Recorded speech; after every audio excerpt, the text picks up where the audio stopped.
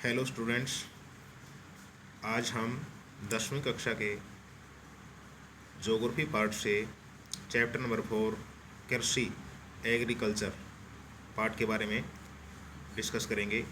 आशा करता हूं कि आपको पूरा टॉपिक समझ में आएगा। वीडियो को एंड तक देखें और आपको कृषि टॉपिक से किसी प्रकार का भी कोई क्वेश्चन नहीं छूटेगा। अगर आपको अच्छा लगे तो लाइक और शेयर करना नहीं भूलें। तो शुरू करते हैं टॉपिक। भारत में कृषि। देखिए, कृषि एक प्राथमिक क्रिया है। हमारी 3 क्रियाएं होती हैं, प्राथमिक, द्वितीय और तृतीय। प्राथमिक क्रिया में जो हम कच्चे उत्पादन करते हैं, जैसे कृषि है, मत्स्य पालन है, पशुपालन है, ठीक है। जो द्वितीय क्रिया होती है उसमें विनिर्माण, यानी कि उनको कच्चे माल को किसी दूसरे रूप में परिवर्तित करना। और जो तृतीय क्रिया होती है उसमें किसी संसाधन के द्वारा, ट्रांसपोर्ट के द्वारा एक स्थान से दूसरे स्थान पर भेजना। तो ये 3 प्रकार की क्रियाएं होती हैं। तो भारत में जो कृषि है, कृषि एक प्राथमिक क्रिया है जो हमारे लिए खाद्यान्न तथा उद्योगों के लिए कच्चा माल उत्पन्न करती है। और भारत की 2/3 जनसंख्या क्या है, कृषि कार्यों में लगी हुई है।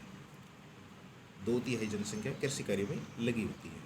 अब कृषि को प्रभावित करने वाले कुछ कारक, यानी कि कृषि है, कृषि को प्रभावित करने वाले कारक क्या होते हैं, जैसे जलवायु, धरातल है, मृदा है, परिवहन के साधन है और बाजार की निकटता, कृषि यंत्र तथा मशीनें, यानी कि वहाँ पर क्या क्या चीज़ें होती हैं उसके अनुसार ही ये चलते हैं। तो इसमें वैज्ञानिक और तकनीकी विकास भी कृषि पर प्रभाव डालते हैं, ठीक है। तो इसमें यानी कि जैसे जैसे कि हर जगह की जलवायु अलग अलग होती है जो इसको कृषि को प्रभावित करती है। धरातल, ठीक है, कहीं मैदानी है, कहीं ऊबड़ खाबड़ भाग है, कहीं तटीय है, कहीं लेटराइट मिट्टी है, कहीं जलोढ़ मिट्टी है, अलग अलग प्रकार की ये धरातल होता है।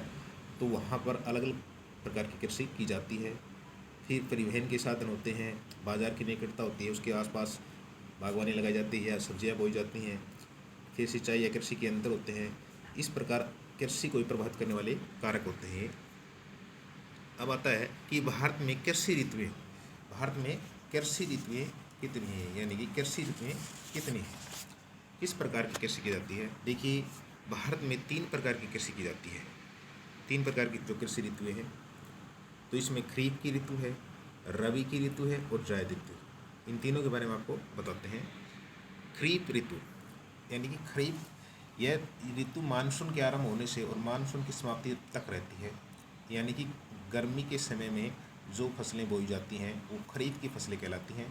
जून तथा जुलाई में जो खरीफ की फसलें बो देते हैं, मानसूनी वर्षा की समाप्ति तक ये पककर तैयार हो जाती हैं।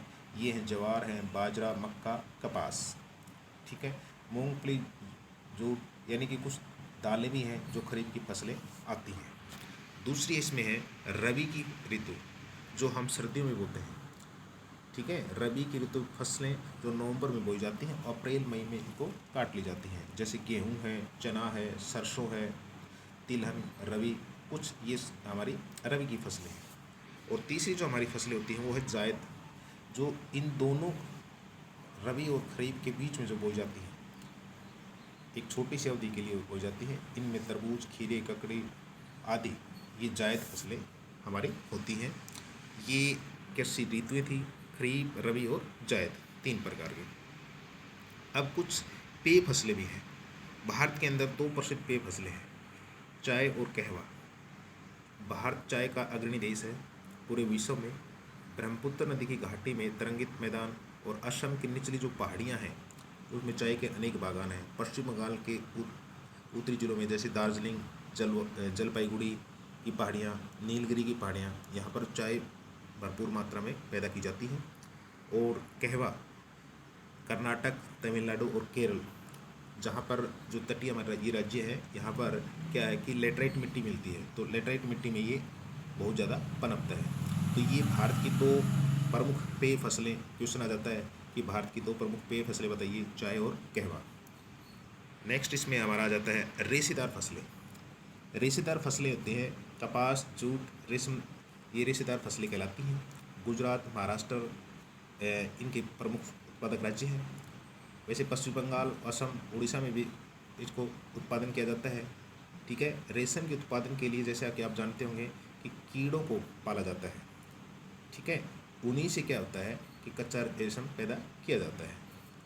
अब इसके अलावा रबड़ का भी कई बार क्वेश्चन पूछा जाता है कि भारत का रबड़ उत्पादन में क्या है, कौन सा राज्य सबसे अधिक करता है, तो केरल। क्या बताएंगे इसका आप? केरल बताएंगे। फिर आ जाता है खाद्य सुरक्षा का क्या अर्थ है, यानी कि खाद्य सुरक्षा आपने देखा होगा कि FCI, food corporation of India, ये क्या होता है कि देश की आम जनता की उस चीज़ को खरीद सके, यानी कि जो खाद्य हमारी सामग्री है उसको देश की आम जनता खरीद सके, इस हिसाब से मूल्य अनाज का उपलब्ध कराना, ये FCI का कार्य होता है। इस उद्देश्य के लिए राष्ट्रीय सुरक्षा प्रणाली की रचना की गई है। इसके दो मुख्य घटक होते हैं, बफर स्टॉक और सार्वजनिक वितरण प्रणाली। देश में आपातकालीन कभी कुछ ऐसा आ जाए जिसके कारण क्या होता है, अकाल बाद भूकंप के कारण कुछ उत्पादन नहीं हो पाए, तो वहाँ पर क्या होता है, कुछ समय के लिए स्टॉक रखा जाता है, बफर स्टॉक। एक होता है सार्वजनिक वित्त प्रणाली, यानी कि ऐसे इलाकों में तुरंत अनाज सप्लाई किया जाता है, खाद्य सामग्री पहुँचाई जाती है। ठीक है। अब इसके बाद आता है हमारा भारत में प्रौद्योगिक सुधार, यानी कि भारत में जो कृषि के लिए जो प्रौद्योगिक सुधार की गई वो क्या है, ये क्वेश्चन आ जाता है कि हरित क्रांति। ठीक है ना। हरित क्रांति विश्व में कहाँ आई, तो सबसे पहले इंग्लैंड में आई। तो वहाँ पर क्या था कि नस्ल सुधार किया गया, पौष्टिक चारा फसलों के उत्पादन में, इससे क्या दुग्ध में उत्पादन बढ़ा, तो उसे श्वेत क्रांति का नाम दिया गया। इस प्रकार भारत में भी जो कृषि उत्पादन के लिए जो कार्य किए गए उनमें सबसे पहले प्रौद्योगिक सुधार। जो पहले प्राचीन जो समय में कृषि की जाती थी, रहट का स्थान क्या है, अब जल पंप ने ले लिया। हल का स्थान क्या होगा, अब मशीन, कल्टीवेटर, ये चीज़ें आ गई। ठीक है। अब ट्रैक्टर से, पहले बैलों से हल चलाया जाता था। ठीक है। अब सिंचाई की नई विधियों का प्रचलन होगा। ये हम प्रौद्योगिक सुधार बता रहे हैं आपको। इनमें ड्रिप पे सिंचाई, छिड़काव सिंचाई आदि ये चीज़ें की जाने लगी। अब ज़मीन की उर्वरता बढ़ाने के लिए अनेक रासायनिक कीटनाशक, रासायनिक और उर्वरक पदार्थों का प्रयोग किया जाने लगा। ठीक है। उत्तम किस्म के बीजों का विकास हो गया। ये प्रौद्योगिक सुधार हुए कृषि में। दूसरा बात है इसमें संस्थागत सुधार। संस्थागत सुधार क्या थे, जमींदारी जो प्रथा थी ना उसको समाप्त कर दिया गया। सभी किसान अब भूमि के स्वामी बन गए। जो छोटे थे चकबंदी या दूर दूर बिखरे हुए खेत थे उनको बड़ी जोत में बदल दिया गया, उनको इकट्ठा कर दिया गया। ठीक है। प्रत्येक जिले में किसानों के लिए क्या है, मार्गदर्शन करने के लिए बैंक खोल दिए गए, राष्ट्रीयकृत बैंक भी हो गए, राष्ट्रीय बीज, केंद्रीय भंडार निगम, अनेकों संस्थागत सुधारों में जैसे टीवी पे है, रेडियो पे है, ये प्रचार किए जाने लगे। किसानों को भी कृषि संबंधी जानकारियाँ समय समय पर दी जाने लगी। रेडियो के माध्यम से, टीवी के माध्यम से मौसम की जानकारी भी दी गई। तो ये हम बताएंगे संस्थागत सुधार। तो भारत में कृषि के जो क्वेश्चन आ जाता है कि कृषि के लिए क्या क्या सुधार किए, तो आप प्रौद्योगिक और संस्थागत सुधारों में इसका विवरण कर सकते हैं।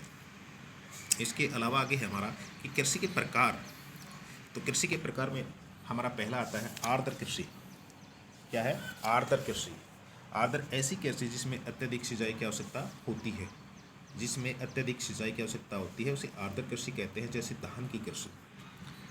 दूसरा हमारा जाता है शुष्क कृषि।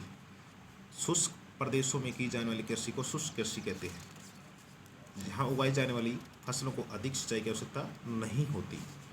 फिर हमारा नेक्स्ट कृषि आ जाती है गहन कृषि। एक प्रकार की श्रम गहन खेती, यानी कि जिसमें अधिक उत्पादन के लिए बड़ी मात्रा में जैव रासायनिक निवेशों तथा सिंचाई का प्रयोग किया जाता है। इस प्रकार की कृषि, ऐसी कृषि उन क्षेत्रों में की जाती है जहाँ पर भूमि पर जनसंख्या का दबाव अधिक होता है, इसे गहन कृषि हम कहते हैं। फिर हमारा आ जाता है निर्वाह कृषि। निर्वाह कृषि इस प्रकार की कृषि जिसमें किसान जो वस्तुएं उत्पादन करता है वह अपना जैसे घर पे ही प्रयोग कर लेता है। अब आत्मनिर्भर, यानी कि अपने घर का खर्चा चलाने के लिए जो कृषि की जाती है निर्वाह कृषि होते हैं उन, यानी कि वहाँ पर जो उत्पादन किया जाता है उसका व्यापार नहीं किया जाता। इस प्रकार की कृषि क्या कहलाती, हमारी निर्वाह कृषि कहलाती है। फिर नेक्स्ट हमारी कृषि होती है झूम कृषि। इसका दूसरा नाम हमारा स्थानांतरित कृषि भी कहा जाता है। इस प्रकार की कृषि वनों को साफ करके की जाती है। मृदा की उपजाऊ शक्ति कम होने के कारण लोग एक स्थान को छोड़कर दूसरे स्थान पर चले जाते हैं, वहाँ जो कांटेदार झाड़ी होते हैं उनको जला देते हैं, उसके बाद उसके जो राख होते हैं उससे कुछ वहाँ पर हल चलाते हैं, तो वहाँ पर कुछ ज़मीन उपजाऊ हो जाती है। इसे झूम कृषि या बदल बदल कर कृषि भी, स्थानांतरित कृषि भी कहते हैं। नेक्स्ट हमारी जो कृषि होती है वो है रोपण कृषि। रोपण कृषि वह कृषि जिस बड़े पैमाने पर एक फसल का उत्पादन किया जाता है जिसमें, ठीक है, उसे रोपण कृषि कहते हैं। इसके लिए बड़ी कृषि का बड़ा क्षेत्र चाहिए, भारी मात्रा में उसके पास पूंजी का निवेश होना चाहिए। कृषि की वाणिज्यिक पद्धति और व्यापार इस कृषि की मुख्य विशेषताएं हैं। यानी कि एक बड़े पैमाने पर एक ही फसल का उत्पादन किया जाए उसे रोपण कृषि कहते हैं हम। नेक्स्ट हमारा क्वेश्चन जाता है कार्बनिक कृषि। कार्बनिक कृषि क्या होती है? ऐसी कृषि जिसमें किसी प्रकार की भी कीटनाशक, खाद्य पदार्थ, रासायनिक ये इनका प्रयोग न किया जाए। यानी कि किसी प्रकार की भी इसमें ये जो हम खाद डालते हैं, कोई फसल बोते हैं उसके लिए, तो उसमें किसी प्रकार की कीटनाशक, रासायनिक उर्वरक खादों का प्रयोग नहीं किया जाता इसके अंदर। ऐसी फसलों को हम बोल देते हैं कार्बनिक कृषि। फिर है हमारी विस्तृत कृषि। विस्तृत कृषि यानी कि विस्तृत कृषि क्या होती है? बड़े पैमाने पर जो हमारी कृषि की जाती है उसे विस्तृत हम इसको बोल देते हैं कि विस्तृत कृषि क्या होती है हमारी। जैसे गहन कृषि होती थी, एक अधिक श्रम होता था। इस प्रकार विस्तृत कृषि में क्या होती है? कृषि उन प्रदेशों में की जाए जहाँ पर भूमि का विस्तार बहुत अधिक होता है परंतु जनसंख्या बहुत कम है, ठीक है। श्रमिकों की कमी होने के कारण यंत्र और बड़ी मशीनों का प्रयोग किया जाता है इसमें, यानी कि प्रति एकड़ उपज इसमें कम होती है।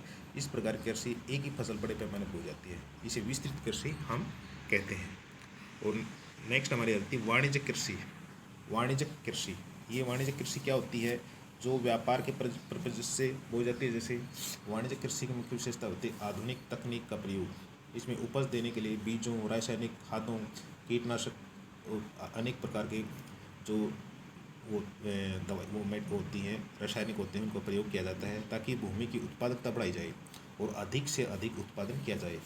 व्यापारिक फसल जो होते हैं फसल, इनको विभिन्न क्षेत्रों में अंतर पाया जाता है। उदाहरण के लिए जैसे पंजाब, हरियाणा में चावल एक व्यापारिक फसल है, उड़ीसा में इसे जीविका के लिए किया जाता है, ठीक है ना। तो रोपण कृषि भी एक प्रकार की वाणिज्यिक कृषि है, यानी कि एक प्रकार की कृषि व्यापक क्षेत्र में फसल उगाई जाती है, ठीक है। इस प्रकार क्या होता है? ये होती है हमारी वाणिज्यिक, इसे हम व्यापारिक भी बोल सकते हैं।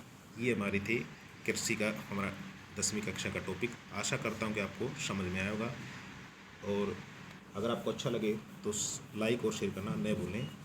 धन्यवाद।